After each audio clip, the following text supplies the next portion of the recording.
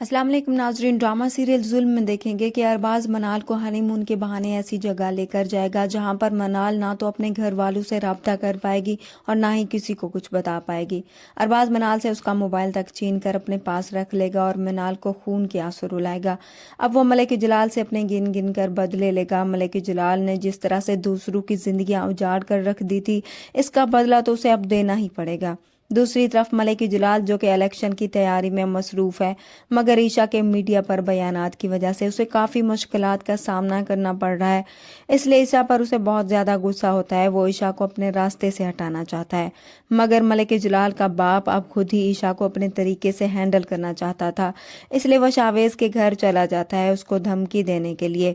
مگر جب وہ وہاں پہنچتا ہے تو شاویز کی ماں کو دیکھ کر حیران رہ جاتا ہے اور ان سے سوال کرتا ہے کہ کیا یہ تمہارا بیٹا ہے؟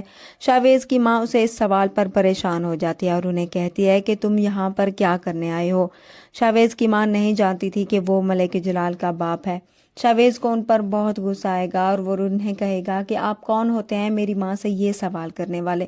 یہ سن کر ملک جلال کا باپ شاویز کی ماں سے کہے گا کہ کیا تم نے میرے بارے میں انہیں کچھ نہیں بتایا؟ جس پر شاویز کافی حیران ہو جاتا ہے اور اپنی ماں کی طرف دیکھتا ہے کہ آخر یہ اس طرح سے کیوں بات کر رہے ہیں۔